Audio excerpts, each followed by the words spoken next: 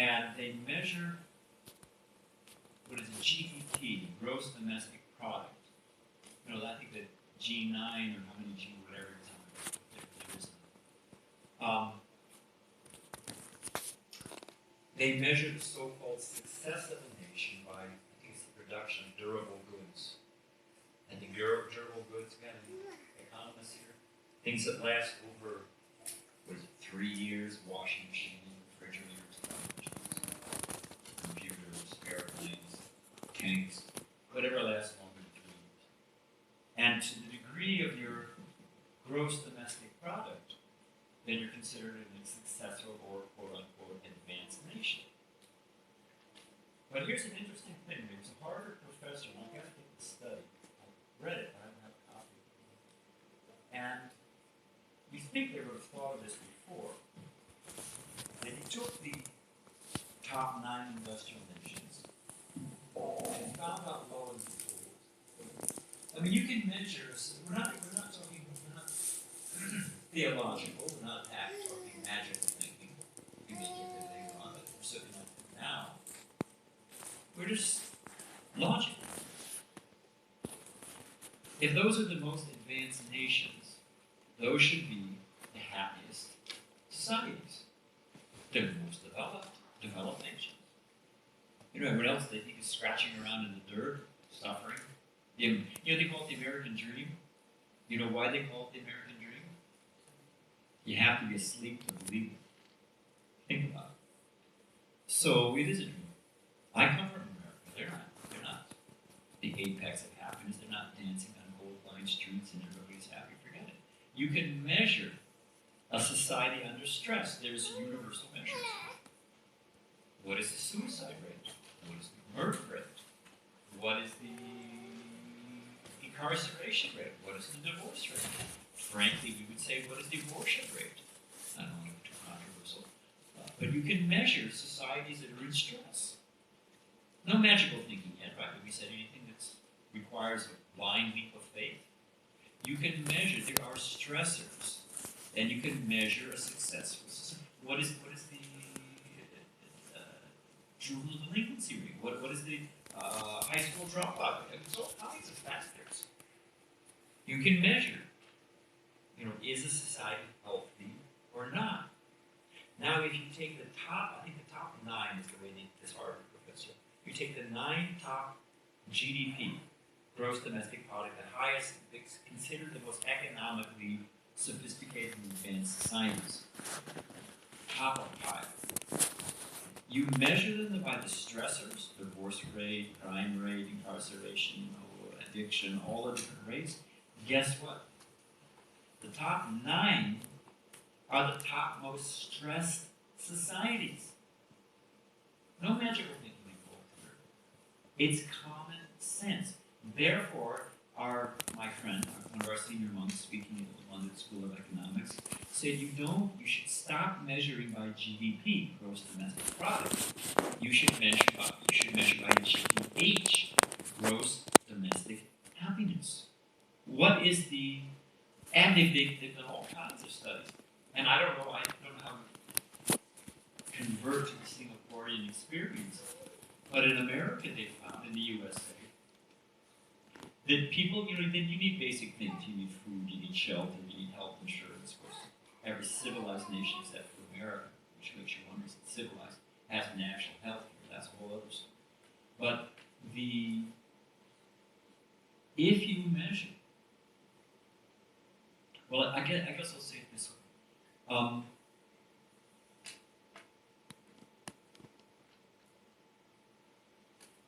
maybe we should start. I don't want to get the cart too far. I don't want to get the cart too far from the horse. So let's just start here. The point is that people are seeking happiness, however they define it. Something is wrong in this equation. If accumulating more, that's what I was going to say.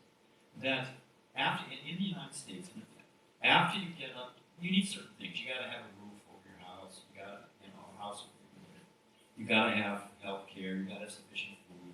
You got to be able to take care of your kids. You got to have something for education. You need certain amounts, and those are big leaps. The more you accumulate, that the physical means, the money to do that, okay, it increases exponentially your level of happiness or a sense of well-being. But after you get in America, after you get up to about $75,000, you don't get the same bump for the money you put into it. Like, let's suppose from 25,000 to 50,000. I'm just picking numbers because I don't know the study exactly. There's a 27% increase for whatever that jump is. But you take the same jump, 75 to 100,000, you don't get a 27% increase. You get a 3% increase. And it gets to the point that, it doesn't give a rate of return at all. So it's not that the more you accumulate, the more stuff you have, the better you feel about yourself, your purpose in the world, and your degree of self-satisfaction and happiness. It just doesn't work. What they say, do the math, look at the numbers. So there must be other factors. What are those? An intelligent person, what do they say one of the definitions of insanity is to do the same thing again and again and expect a different result? You ever heard that one? Yeah. If you do the same thing, what are you probably going to get? Same result. Nothing's changed in the equation, why should you get a different result? So intelligent people will ask, well, is there another way of going about this? Is there a factor that I'm missing? Is there something I should add or increase? Again, no magical thinking yet. I haven't asked anybody to make a leap of faith. This is just intelligently stepping back. If you're too close to the thing, you can't see the patterns. Like if you look at a Persian rug, or Oriental rug, whatever you want to say. If you look at it, and you're right, an inch away, what can you see? You can see maybe the color right in front of you. You can see a couple colors. Step back. Oh, that's a flower. Oh, you step back, and it's part of a garden. And those beautiful prayer rugs, they're all in the garden of paradise, so to speak. They're so cold. So when you get farther enough at the distance, then you can see how, this is a pattern, and that it's in that pattern. It creates a larger theme. So there's a book called Faster. You should look it up. It's a good book. And it's talking about the evolution of communication. And originally, I'm in the USA, you're in Singapore. I want to communicate with you. I write you a letter. I put it on the boat, and it takes, 2 weeks to get to you. Anybody here ever click send on an email message and think, dang, wish I had done that? You don't have to raise your hand. It's not a open moment of self-confessions here. But everybody's had jeez. So it's talking about the stimulus response time. Stimulus response. You write me a letter. All the way, it takes 2 weeks, whatever time it is to get to me in America. And you're telling me something that I find disturbing. Well, I react immediately. Well, that is what we're talking about. I write out the letter. But then I think about it. Next morning, I make some change, and I have some time to think about it. And it takes another 2 weeks to get back to you. And that time, you had a month, and you had a chance to think about it. So, you follow? Now, you tighten that up a little bit. Okay, then what's the next? You have a telegraph. Okay? You get it. So, it's a little more immediate. Still, there's some time. You get a telephone. It's much quicker. But these all have landlines. Before there were mobile phones, cell phones. Well, you don't have to answer your phone. You can always not answer, right? But you get an answer machine. Hey, I left a message on your machine. Well, I sent you a text. It gets tighter and tighter. Everybody's got their cell phone. I mean, people are working. I can send you an email at 11 o'clock. Your boss can send you an email. Maybe you're all students and haven't been through the vice group yet. But when you're out there and the boss sends you a message, 11 o'clock at night, he wants to, where at 6 o'clock? Where's your answer? 6 a.m. Well, I sent it to you. Well, you ever sleep? So the stimulus response time becomes tighter and tighter and tighter and tighter. And the majority of people they're just wound, they're pinched in. So, something, I guess we'll start next. So, is life just a perpetual ride of ups and downs? You know Ferris wheel, right? Do they have a big Ferris wheel here? Yeah. See more flyers before? They have one I spent a lot of time in San Diego, probably 6 or 7 years. And they have a big fair, a famous Ferris wheel. It broke one time. And it started going. And everybody's on the Ferris wheel, it's nice view, it's happy. The thing broke. And it started speeding up. And they couldn't stop. And it was going around. And you had people, when it's at its usual pace and you're on the thing for 10 minutes, it's a great experience. You speed that thing up and you're around and around, you're about an hour and a half. I don't want to get graphic, but people were tossing their lunch, it became, all that perpetually, or not, but for a long period of time, that which had been the happiness became completely miserable. So do we just accept it? Now these are American idioms, so I don't know if you've got the same things, but they say in America, you have to take the bitter with the sweet. It's always darkest before the dawn. Right? Every cloud has a silver lining. They have so many rationales. But you just up and down, and that's just the way life is. You just take it. But are we meant to be perpetually on a Ferris wheel, up and down, happy and distressed? Is that just because that's the norm doesn't mean it's inevitable? Maybe there's alternatives. At least we should look at it. Next. So, but you must have. Don't you all have exams and tests? Doesn't it get tight towards the end of the year? Now, my daughter, when she went to college, she went to USC, University of Spoiled Children in California. So, I'm in San Diego. I'm in San Diego, she's in Los Angeles. It was just the right distance. That if she needed anything, I could get there. But I wouldn't just drop in. So, now your kids, the parents are sending you money, but some of you are working. So, but I'm sure there's stress in your life. And when you get out into the quote-unquote real world, there's pressure. So most people, this is how they experience life. There's stress, there's pressure, there's anxiety. Even kids, you gotta have the right phone, you gotta have the right clothes, you gotta be, Okay, next. And all of this sketches that brain surgery. You ever see those wind-up monkeys, bang, bang, bang, bang, bang? So, the mind is full of all kinds of things. I want, I need, she doesn't like me anymore, he likes me. Wish I had money, I got the wrong major going on here, bang, bang, bang, bang, bang, bang, bang. Oh, I'm too fat, I'm too tall, I'm too thin, I'm too this, too that. Bang, bang, bang, bang, bang, bang. It's banging around in our head all the time. Well, what if we didn't have to deal with that monkey in the brain? Next, I'm not talking lobotomy. Don't worry. So, and there's all kinds of, what does this guy say? Guilt, shame, doubt, going around and around and around in the brain. Or my favorite guy. This is where I use my laser. You see our friend in the middle? Does he look like a happy camera? So there's an American poet. He says most people lead lives of quiet desperation. Everybody's got an internal, I think therefore I am, we all have an internal world. And it's not always a happy place to live, I saw a bumper sticker the other day. It said, if you're not paranoid, you haven't been paying attention. So, there's a lot going on in this world. Okay, next. So, sometimes people feel like this poor guy, one thing after another. I was talking with he was a professor, and somebody mentioned if it's not one thing, it's another. That's an American thing. They probably say this, it's not one thing, one problem, it's another. He said, no, son, it'll be both. So sometimes people experience life, and how to get through it, Prozac, holiday strength, The amount of let's go on, because I'm thinking of time.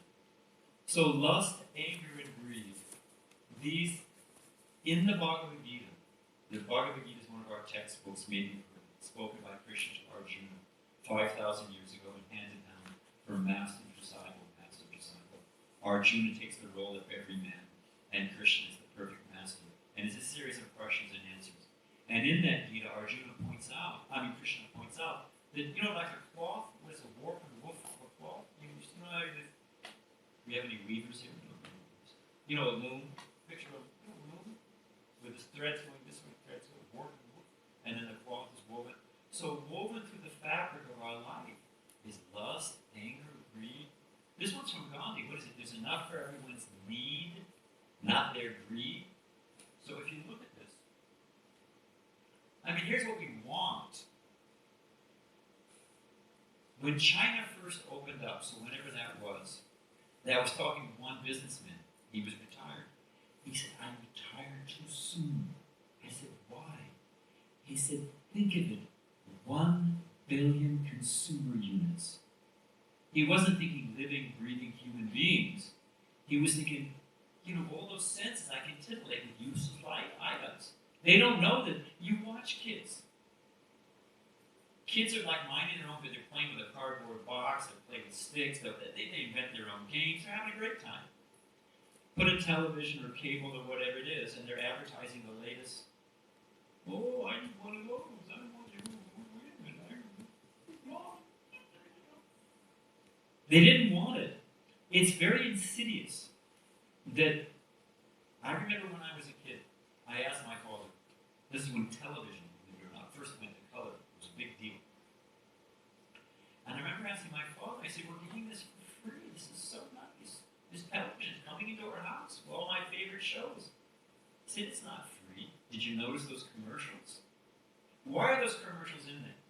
Are they just delivering valuable information you may want? Why are they there?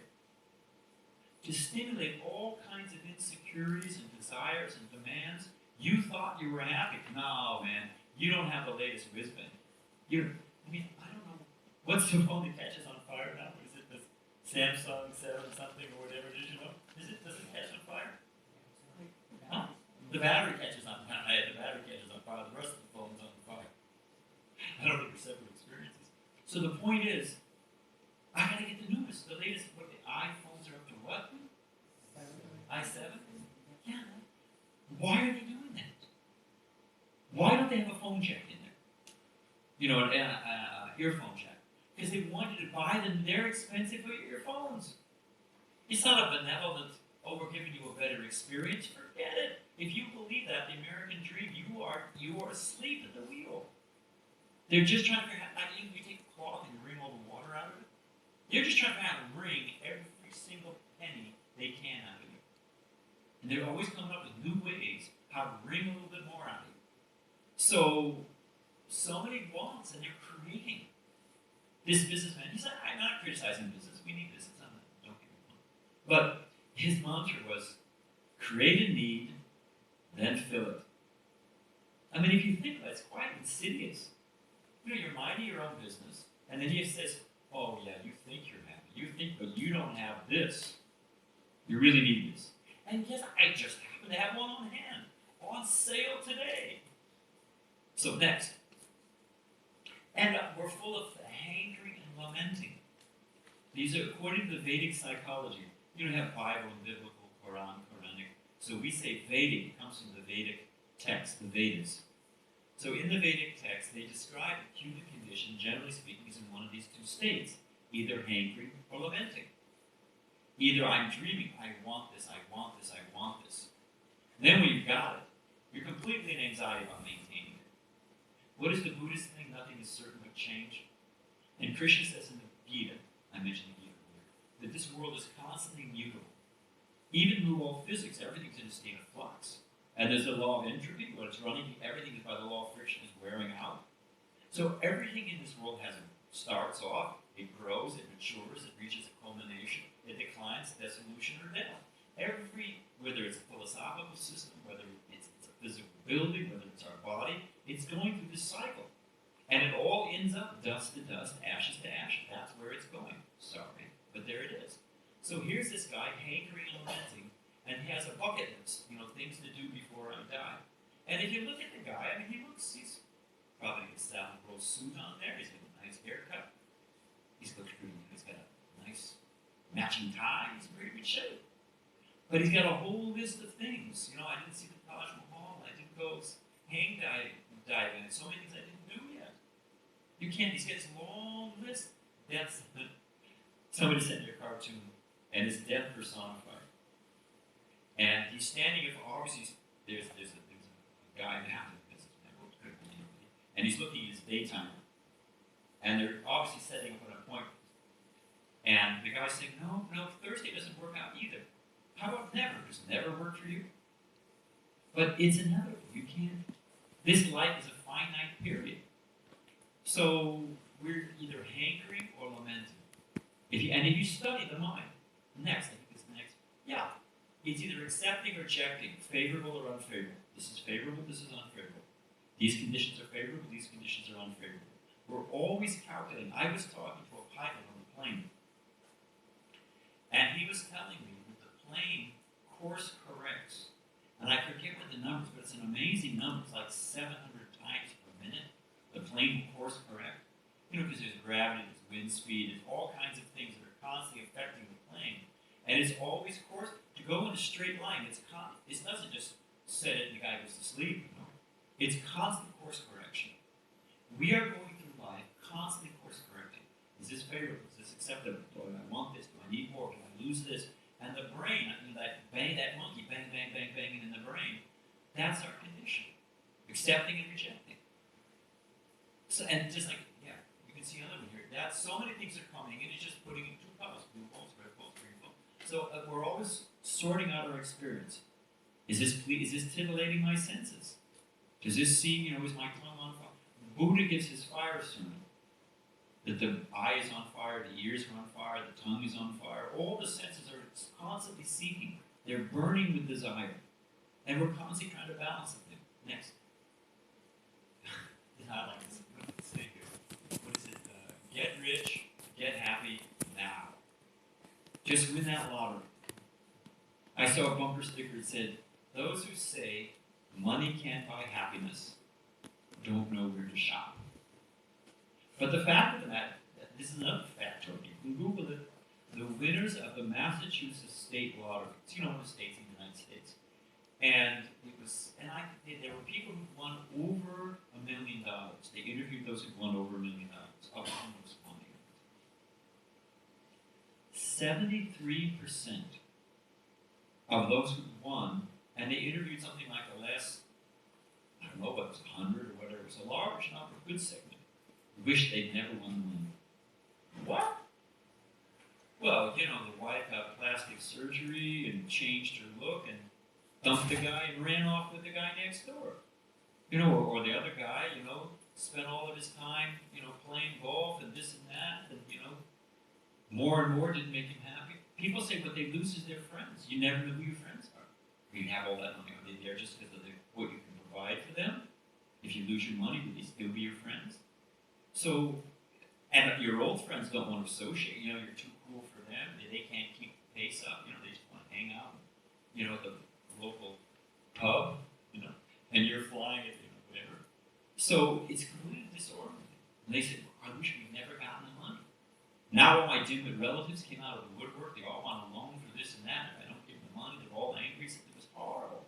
I wish I'd never won the money. So, next. Now this is a little American history. I don't know if you know it, but when the Dutch traders, this is in the 1600s, arrived in New York, they were looking for a base where they could get all the fur trade. They were taking it back to Europe for fur coats, this, that, so many things. So they met with, here's the Red Indians, the American Red Indians. It was a famous encounter. It's the purchase of the Manhattan Island. You know Manhattan, right? Manhattan, city of New York, it's the center of the city of New York. It's in the middle of the Hudson River in the eastern, right, exactly, but it's an island. It was perfect for the Dutch purposes. It was defensible. It had immediate access into the ocean. They could also sail up for doing trading along with the hinterlands, with the inlands. It was perfect for them. But it was controlled by the American Red Indians. So how to get them to sell it?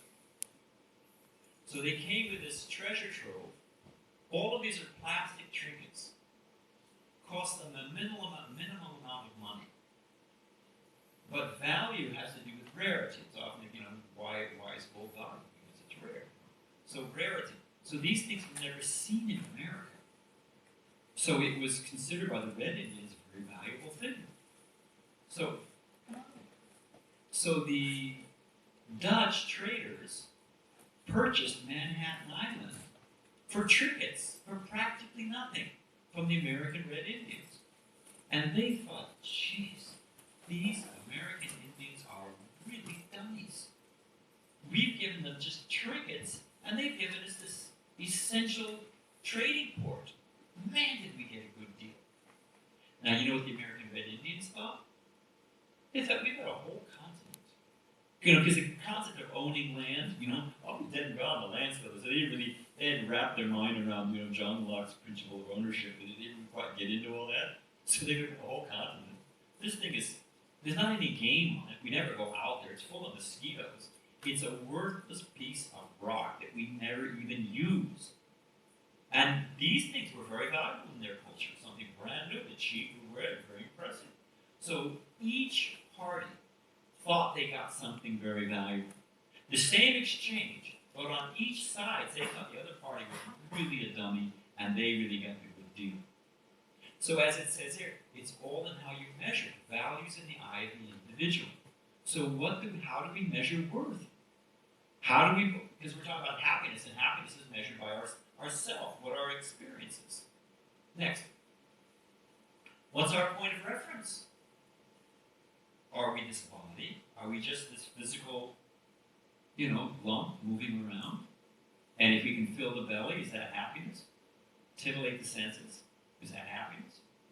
Well, wait a minute, what about the mind? I have a whole psychological world. What about that? You know, we can have two people with the exact same sensual experience. We can be sitting in the same room, breathing the same air, looking at the same things. One man is completely happy, the other guy's completely in anxiety. Obviously, the mental reality is more effective, more important, more potent than the physical reality. Just physical and just the body. But what if there's more than that? What if we're not just brain function? What if actually internal self could be possible? Next. So this is the famous story. I don't know if it's historically accurate, but they're poisoning Socrates. You must have said some philosophers. So the story goes that he was a gadfly disturbing the youth with questions. They were just shut up and be happy, become a work unit, become a brick in the wall, stop asking questions. So and he was saying, no. There's more to life. Come on. What is it? An unexamined life isn't worth living. So animals have an unexamined life. What makes us different? Man is the rational animal. So use your rationality. If you don't use your rationality, then you're no better than an animal. And an unexamined life, whether you're a rock or a dog, that's really, So, Socrates, they're giving him hemlock. All of his disciples are lamenting. The elders of Athens are in great joy. Now we're finished with this guy. And he's supposed to have said, they're saying, now we're finished with you. Now he's in prison. He's shackled. He's being given hemlock. And he says, first you have to catch him. What's he talking about? Anyone know? We've got you in a jail cell, shackled. What are you talking about? First we have to catch you. Anyone know what he's talking about? The soul. You can't kill it. So that's the point. So what is our reference point? Who are we? Because, didn't we have something that was a civil engineer? Somebody mentioned a construction engineer, civil engineer. Hey, there we go. Now, you have to at least start with one constant, isn't it? You measure this from this. If you're designing, there has to be something that doesn't flux. Everything can be in relationship. Okay, this is X distance, this is Y distance, but you got to have one constant at least, isn't it? Otherwise, the whole thing, how do you construct anything? So if I'm going to build a view of the world, and everybody's got a view of the world. Everybody in this room has a unique view of the world. We all have our own value system. We all have our own goals. We have our own picture of what's right, wrong, and true. Everybody does. What's it based on? Where is the constant? And if we don't even know who we really are, as Socrates, isn't it? Know thine own self and thine own self be true. So first you have to know who you are before you can talk about truth and where you're going to go. Know yourself and thine own self be true. Next. This is from the Gita. And it says, the senses are superior to matter. This is dull matter. Better than dull matter, the senses. Okay. The mind is higher than the senses. Intelligence is higher than the mind. And the soul is even higher than the intelligence. Krishna gives a great example in the Gita. What we have here is we have a chariot, we have horses, we have reins, we have a driver, and we have a passenger. And they're purposely close to the cliff, by the way. So, it's taking this analogy by Krishna. The senses are like horses. You can see the eye and nose, you can see the different senses. They're pulling us out into this world. They're knowledge gathering. They're giving us feedback. Here's what's happening on here. Here's all the different things. It gives you the raw data. Then the mind acts like the reins. The mind pulls all the data together and gives you menus. Okay, here's option A, here's option B. Here's what's happening. Here's the full picture. You can do this, you can do this, you can do this, you can do this. You know, which window are you going to click on? Then the intelligence of the driver makes the choice. Just like the driver says, no, go left, go right, gives direction. So the senses get the raw data, the mind processes it into here's your options, and then the intelligence makes a choice according to our particular intelligence. Oh, I like that, I don't want that, I do want this. You know, a beautiful woman walks down the street. Dog, cat, they don't even notice. Tiger thinks, hey, tasty snack item. You know? And, a lusty man says, hey, haven't we met before? He's angling for a date or whatever. So they're seeing the same object, but according to their sense of self, they're experiencing it different. You with me? So in a similar fashion, the soul is just the passenger. So the carriage is the body, the senses are the horses, the mind is the reins, intelligence is the driver, and we're the passenger. Shouldn't the passenger be giving directions to the driver who then controls the mind, who then controls the horses, and we go where we want to go? We've got the whole thing backwards. We're being driven by the senses. Next. Differentiating between the mind and the self. Again, the merry-go-round in the mind. But, a coconut, when a coconut becomes very bright, the white pulp inside will pull away from the black husk. And you can actually shake it. You can see, if you want to get the coconut, is it, at the stage I want? You shake the thing, and they're independent, like this. Actually, our self, our consciousness, who we actually are, is completely independent of the mind, the intelligence, the false ego, all of the senses. We're something completely different. But we've identified them for so. Oh, jeez. Okay, let's go next.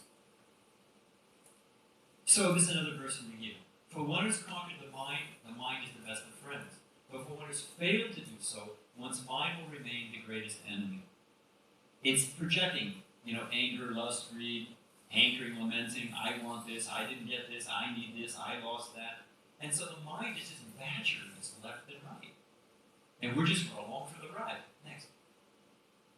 So, if we want to find, we're almost done. If we want, just like I have glasses. If my glasses are dirty, I can't see. If you have maybe you got any chemist in the lab or whatever, you have refined instruments. If you use one of those refined instruments to open a bottle or to, hold the door open or whatever, if it becomes dull, it no longer serves its function of finely calibrating. Our consciousness, our internal sense of self and perception, looking out through the windows of Krishna calls the body a city of 9 gates, 2 eyes, 2 nostrils, not even doing that. But we're simply the resident. The queen is the intelligence, the king is the self, in the city of 9 gates. When we look out, that's how we understand truth. What's going on out there? Now, if the mind is agitated with all kinds of material concepts, misconceptions, how will it see accurately? If the intelligence is full of lust and greed and anger and envy, how will it see properly? So if we're going to understand reality, we need the proper tools. Before you come to the conclusion, you've got to have the right means to come to the right conclusion. So our consciousness, which ultimately is the source of perception, all the other mind, intelligence, ego, sense, they're very simply the immediate. But back. The cause of all causes is our consciousness. So if we want to perceive properly, doesn't our consciousness need to be refined? Otherwise, how will we understand? So next. People say, show me truth. My teacher used to say, first you have to have the eyes to see. Truth can be right in front of it, you have to have the eyes to see. So is our consciousness full of garbage? Or is our consciousness pure? If our consciousness is clear and clean, then we can understand what's right, what's true. You know, all of those doors become open. Otherwise, we're stumbling around. I had a car that was out of alignment. I think they don't let you do that in Singapore's not. America, you know, if you don't kill anybody, have at it. You know? So this car was so badly out of alignment, I had to overcompensate. So if I wanted to go straight, I had to point this way, you know? It was quite an experience. I got a regular car, I was killed by something the first time. So, if our consciousness is full of garbage, how do we understand accurately? Next. There is a science. There is a methodology. There is a science of self-realization. We all have our lab books, so there's so many, you know, practically every field has laws of chemistry, laws of economics, laws of mathematics. They've all got, you know, axiomatic truths. And we've had, you know, our Galileos and Einsteins and whatever. The great sages of the Vedic time in India, they also had their laboratories. They've chalked out the laws of the world of consciousness. They've studied the internal realm. We have people who study the exterior realm, and all more, you know, Magellan and Christopher Columbus sailed the ocean blue in 1492. Okay, fine, great, more power to them. But who's researched the internal world? Who's written down the laws of the and if there's laws of the external world, not the internal world. We're bodies in motion. You know, what is it? Is it Newton's laws of motion? So we're also bodies in motion. What about karma? Where every action is an equal and opposite reaction. So there's all kinds of higher, subtler levels. So there's a science. Just as you put, you know, there's a methodology. You do A, you do B, you get C. So there's also the same in spiritual life. And the ability to perceive truth. Next. If I have a spark, a match, if I put it on wet grass, what happens? It's not a trick question. It goes out, right? If I put it on dry grass, off it goes. So truth, a flame is a flame. It has the same potential for combustion, but where it's applied will bear a different result. So consciousness is there, but how is it applied? What is its state? What is it falling upon? Next. Clear or cluttered consciousness. You know, anybody want to slug at the stuff on the right? So how you can't see through it. Consciousness needs to be clear. So the question really should be, like, connect the dots. When you're a kid, you connect the dots and you get a picture. So connect the dots. I've got all these things rattling around in my brain. I'm driven by forces I'm really not aware of and I'm not really thinking about. Hey, guess what? I might be being exploited and being knocked on a pinball or a pinball machine. You know, they talk about 1% and 99%. You know, what if I'm just being exploited? What if I'm really just a work unit? You know, I'm just a consumer unit to generate a cash profit for somebody on top of the hill laughing. And it's refined, it's subtle, but wait a minute. And what if I don't just drop dead at 70 years old, maybe make it that long, 70 years? What if there's all karma? What if there is a next life? I get up and walk out of this room, it's not that I've disappeared, I have another, you may not be able to see me, but I'm going on. What if there is something beyond? We've survived so many changes now. I used to be a little boy, I was a young man, now I'm an old geezer. It's changing, but I'm the constant. Anyone know the riddle of the Sphinx? What is it that walks on 4 legs in the morning? What animal walks on 4 legs in the morning, 2 legs at noon, 3 legs in the afternoon? Anybody know? Human. Huh? Human. Defend your answer. It's because when he crawls, he's on 4, and when he walks, he's on 2, and when he actually gets the walking stick, he's on 3. I've got the walking stick. So, but we've survived all those changes. We have been present in all of those changes. And you can say, it's growth, and any way you want to define it, but the fact of the body's gone, the young boy's body's gone. So we also survive. Our consciousness continues. When your car runs out of gas, may this never happen to you, but if your car runs out of gas and you pass out of the front seat, you get out, you go get gas, and you call Uber, they Uber here. You get a taxi, off you go. So we are independent of the vehicle. So next, we're almost done. So in spiritual life, to develop one's consciousness, just like you see any farmer in the field, any gardener, any gardeners in the house, any gardener will do the same thing. You can just plant the seeds, put in the plants, the shoots, but if you don't pull the weeds, what happens? They choke everything out. No flowers, no fruit, they choke everything out. Okay, if you just pull the weeds but don't put the seeds in, what happens? You have flat earth, what's the use? So these two activities, pulling out the weeds and putting in the shoots. So in spiritual life, we have to, we call it anartas. Anarta means unwanted things. We have to consciously work, and we'll get into that in a second. But lust, greed, anger, envy, all this, stimulus response, reaction without thought, all of this we need to clear out of the head. And there's a science for doing that.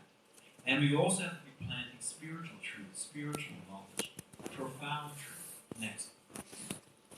We're almost done. Anybody try to cut an eggplant using British words? Yeah. Never try to cut it with a dull knife? Is it an easy experience?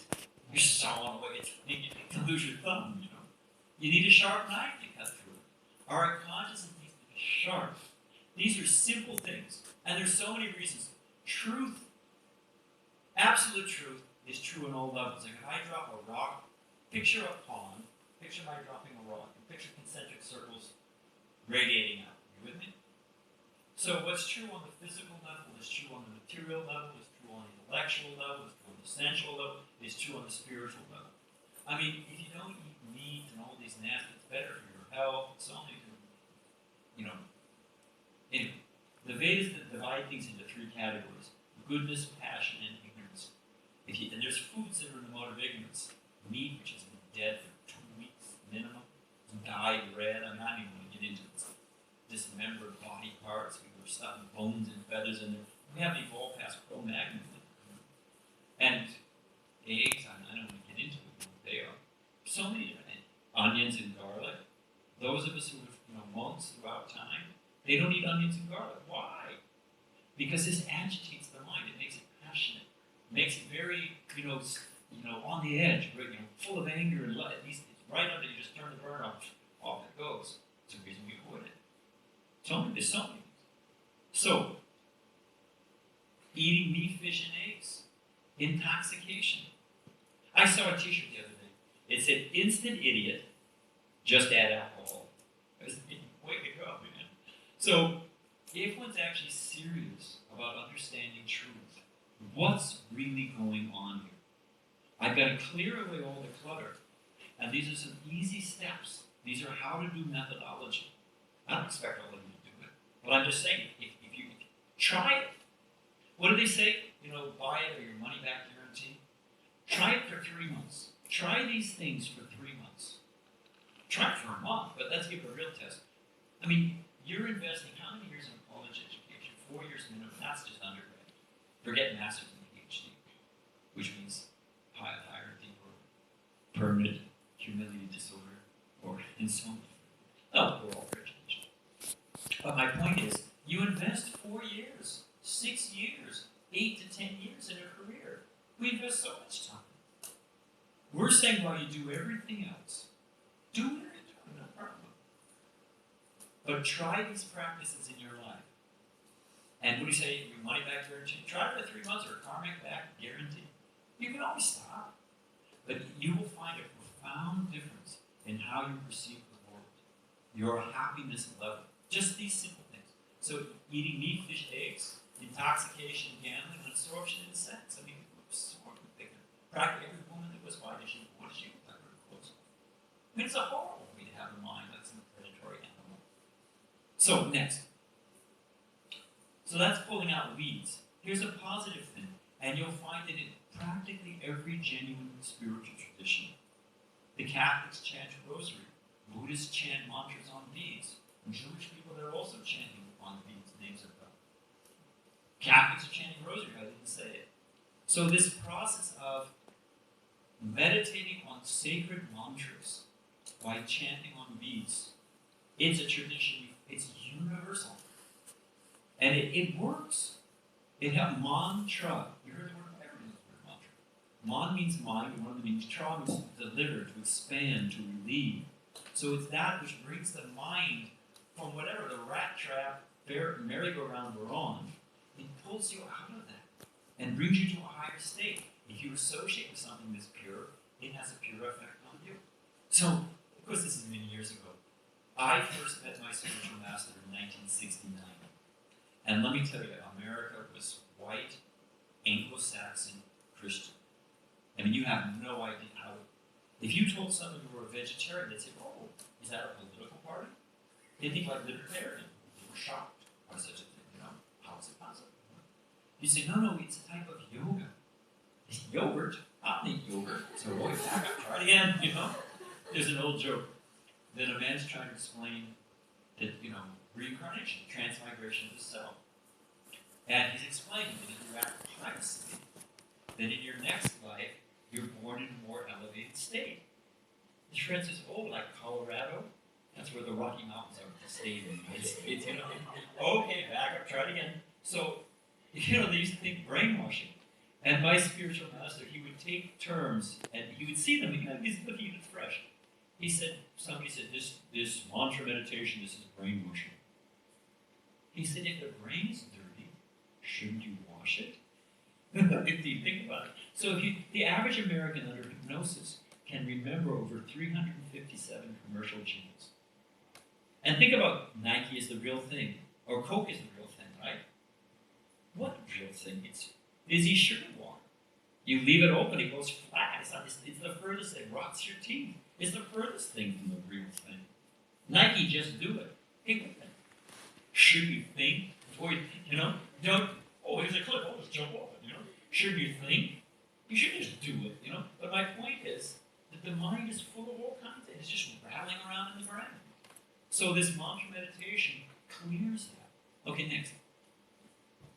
And for reference and reflection, we all are hearing and we believe certain things, but what's it based on? We ever stop them? Well, everybody does it. Well, so that means it's right. So Bhagavad Gita is transcendental knowledge. It's news you can use. It's sectarian free. It uses the word, it's not Hindu. Hindu doesn't, I don't mean to offend anybody, but you know where the root word Hindu comes from? It comes from Sindhu. It's a geographical term. It was used by the Muslims for those who lived on the other side of the Indus River. They couldn't say Urdu or whatever it is. They didn't say S's like that. So instead of Indus, they said Hindus. So it's like saying, I'm a Californian. Okay, that's geographically where I live. Although it is called the fruit and nut state, so that's another story. But the point is, when you say Hindu, it's a cultural and geographical location. You don't find the word Hindu anywhere in the Vedas. What you find is the word Sanatan. Sanatan means eternal truth. It's universal. 1 plus 1 is 1, no matter where. There's not Arabic math, there's not Muslim math, there's not Irish math. 1 plus 1 is 1. It's universal truth. So Bhagavad Gita is Sanatan Dharma. It's laying out eternal spiritual principles and material principles, how this world operates. So if we do a group demonstration, try it for a couple months. Pull out the bad habits. Try chanting, and if you don't want to chant, we chant Hare Krishna. It's, the 32 syllables, 16 word Hare Krishna. It's only 3 words, Krishna Rama. That's what we chant. You can chant any name of God you like. There's so many bona fide names of God. You try chanting these peacefully in a meditative way on beads.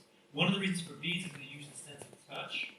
So the mind is engaged, the tongue is engaged, the ears are engaged. They have a principle in yoga called samadhi, if all the senses can be pulled away from all their distractions and focused. So this chanting on japa chanting on beads actually accomplishes that. Because all the senses are focused on one thing, which helps you retract from all the rattle and distraction that's going around. Read Bhagavad Gita. Read 5 minutes a day of Bhagavad Gita. Chant 10 minutes a day in the morning when you wake up, before you go to bed. Follow these other habits. You will find a profound difference in your life. Genuine habits. Next. So, it's not our condition to this. Guys, got a scene here. It's a play on the thing. It says scenic area. He's in downtown New York, which is no happy place, but you know. So it's not our condition that makes us happy. It's our consciousness. Conditions will change. Conditions are constantly mutable. But if your consciousness is the Gita gives the example of a lotus flower. You know where lotuses grow? Lotuses generally grow in a still water, an unclean place, but it rises completely above it. So a beautiful flower. I mean, the lotus is used in artistic motifs around the world. It's appreciated. It's a very beautiful thing. It's very fragrant, and it's growing out of an unclean place, but completely different from it. Even Jesus says in the Bible, "I'm of the world, but not in the world." So how do you transcend all the rattle and distraction and pettiness in life? So it's not our condition, it's our consciousness. Next. So, okay, I asked them earlier. Next. Well, it speaks for itself, Time is flying, every moment. My guru was sitting in the room. It was an audience, a group of people there. And one man was completely fidgeting and distracting and this and that. Obviously he didn't want to be there. It was clear that his wife had dragged him. So my guru said, what's the issue? Obviously you're distracted. So your pants on fire, what's the problem, The guy said, I have a very important appointment.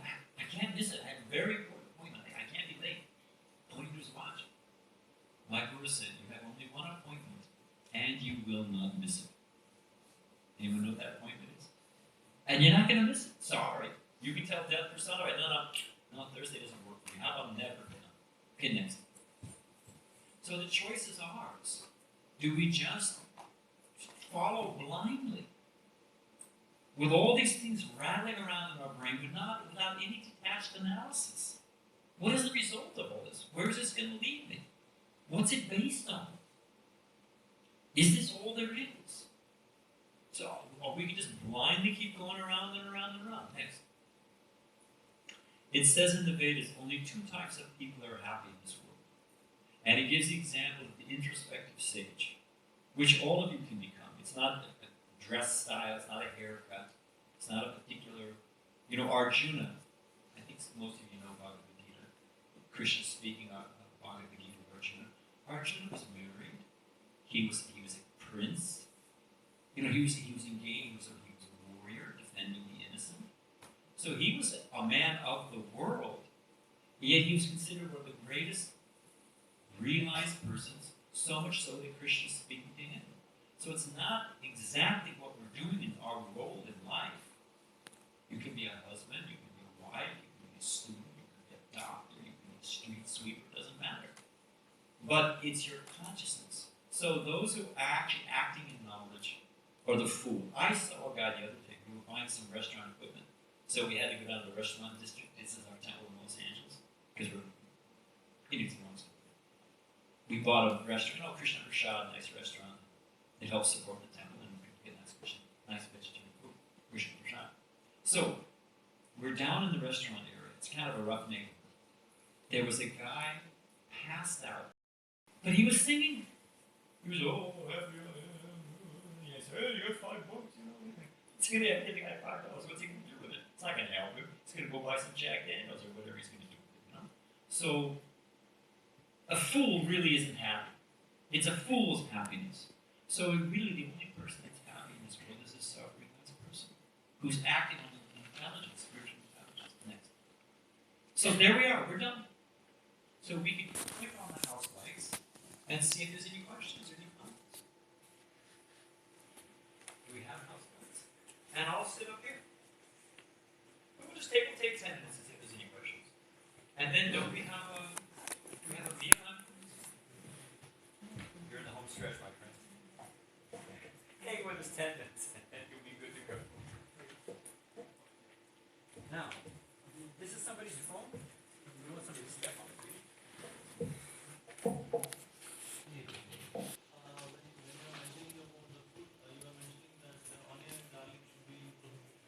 Yes.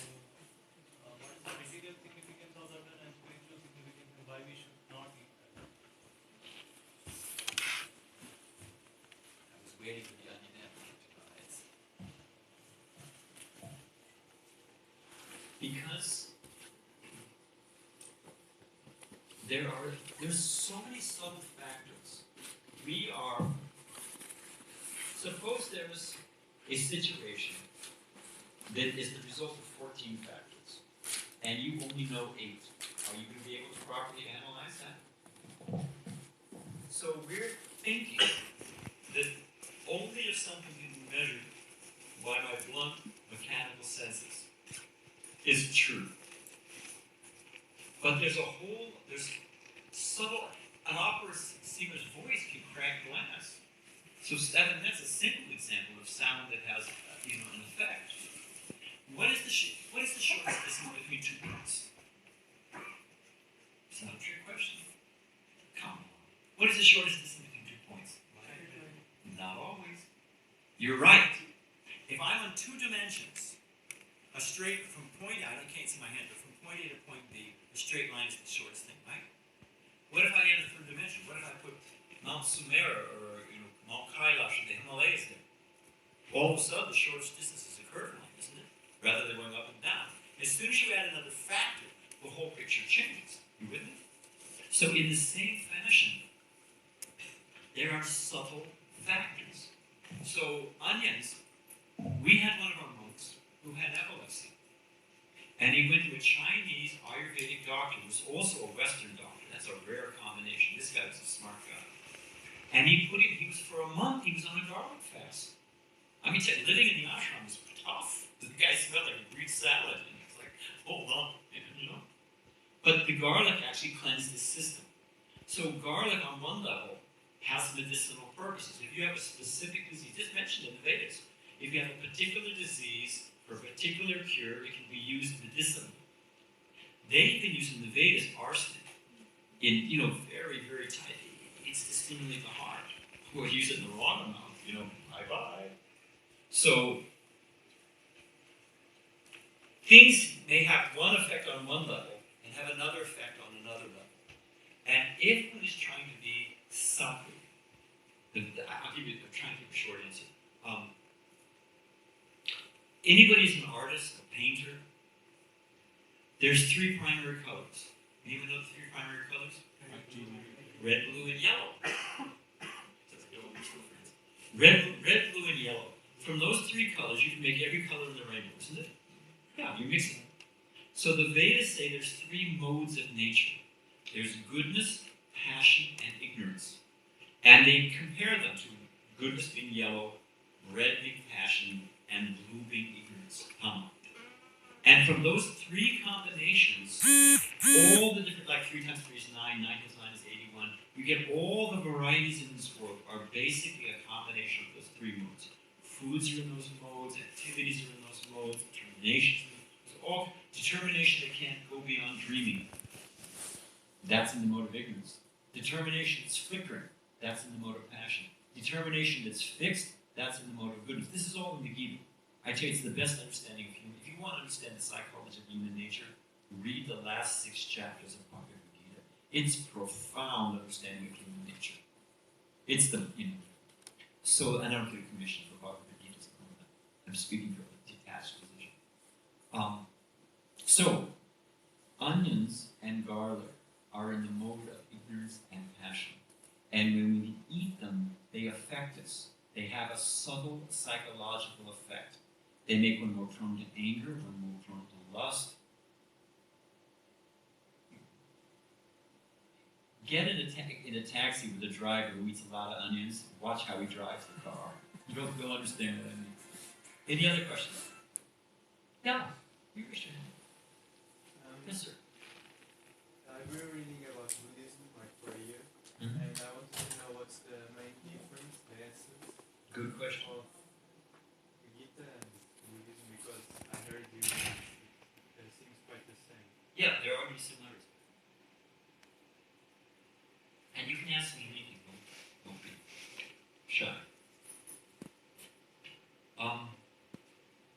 Buddhism grows out of the Vedic tradition. Buddha was in India. He was a Hindu prince who, gave everything out of deep compassion. So wonderful. His life story is an amazing thing. The difference is, you speak according to the audience. A little kid asks, how does a car work? Well, you put gas and turn the key off and it goes.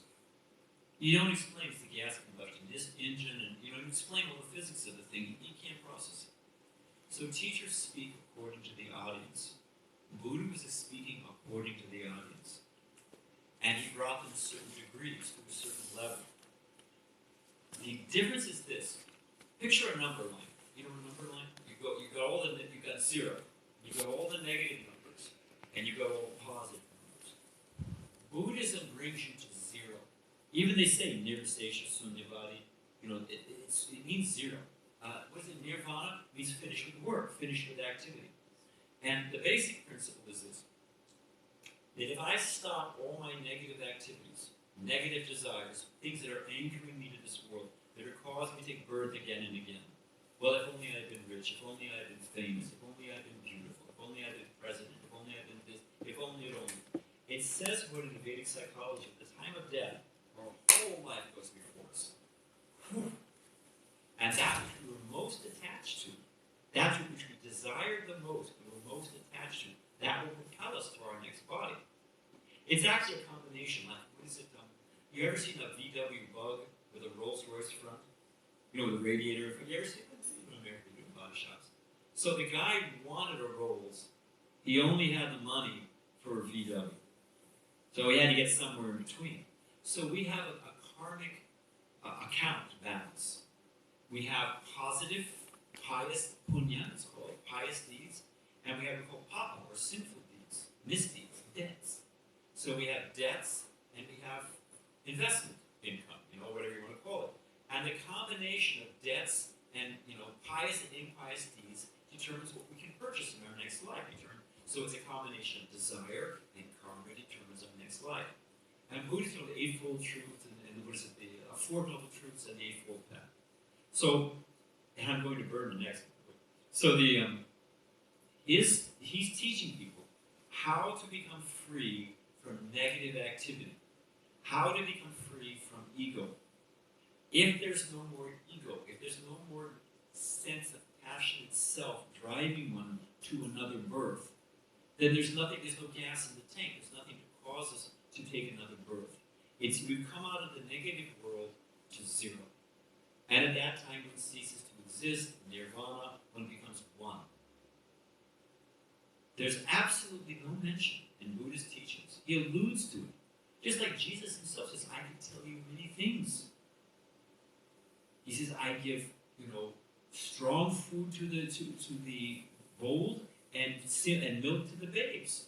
He says, my Father's house has many mansions. And in many places, Jesus alludes and Buddha alludes to there being more to the story. But I'm giving what you can handle now. So and it's very good. Buddhism is very good. It brings you to that point of zero. And it teaches you to rename, like I was saying, nothing is certain to change, which is true. And if you're, I won't spend much time, but it'll bring you to zero. But the whole positive dimension, what are the positive, there's one of the books in our source books, our literature, it's called Chaitanya Charitamrita. It's written about 500 years ago, it's the life of Lord Chaitanya. And the title means the activities of the life force in immortality. The activity. What is the very... I used to wonder, because I studied Buddhism, and there's many good things you can learn before I took to our Krishna consciousness, before I met my spiritual master and took up Bhakti Yoga.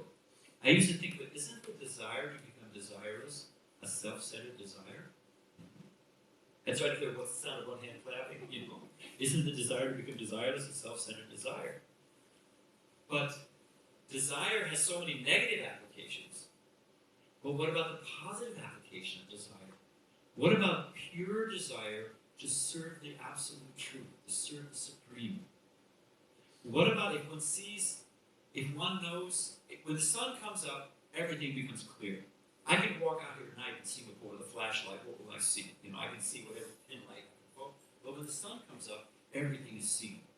When one knows Krishna, Krishna is he who known, all things become known.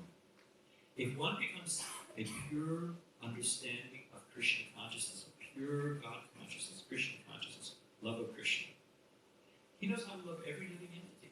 He knows how to love from the ant to anyone.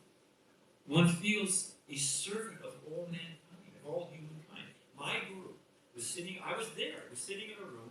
It was a cloudy, cold, and windy day, Everybody's all sweatered up, rugged up, hats, everything, And he was sitting, there was a window behind his desk. And sometimes the clouds part and the sun will come out, like a beam, it goes in a shaft of light.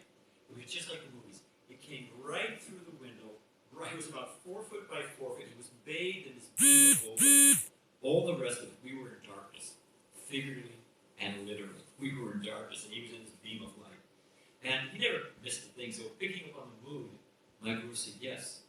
He said, someday you will feel this sunlight just like your lover's embrace.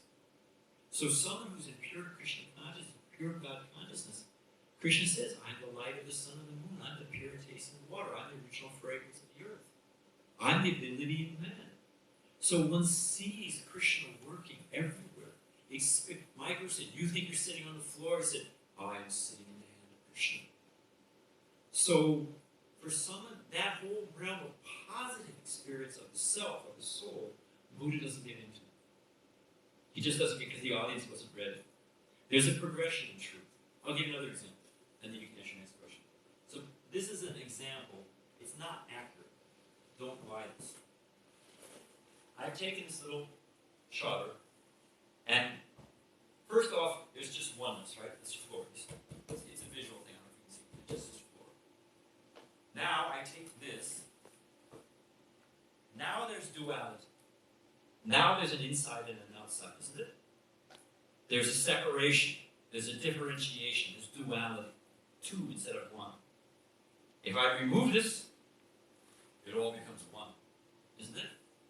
So this is Sankaracharya's teaching, but it's a shade, only a shade different from Buddhism. Because of ego, I have a sense of self. So it's all one. Sense of self creates two. I think, therefore I am. I have an internal world. There's the outside. Automatically there's duality. If I remove via Buddhism, I remove the sense of self, the sense of ego, the sense of desire, which is the very symptom of life and identity. Then it all becomes one. Like a bubble, the ocean wave splashes on the rock, the drop of water, and it falls back and it becomes one. It's a pretty analogy. But what caused the oneness to separate? And if one becomes liberated, why are everyone liberated? It's not an accurate analogy. Rather, Krishna says in the Gita, we have all had an eternal identity. We've all been individual. Now we're covered. We're covered with, we think we're black. You ask me, who are you? They take out their wall up, well, I'm American, and I'm this age, and I'm this color, and my eyes are this color. And that's who I am. But it's not who we are. So, Buddhism takes you so far, and it's a very good point, but it doesn't deal with the positive dimensions, positive desire. And Krishna gives an example in the Gita. To hold back a river is practically impossible. But to divert it, that you can do. So, desire, it's the very nature. As soon as I say fire, there's heat and light. There's really no fire without heat and light. Heat and light is the definition of fire. So, consciousness, the very essence of consciousness is desire and activity. And if we try to restrain activity, we try to restrain desire, it doesn't actually work. But if you give a higher taste, if you give a proper purpose, then desire can be properly channeled. Then identity is properly channeled.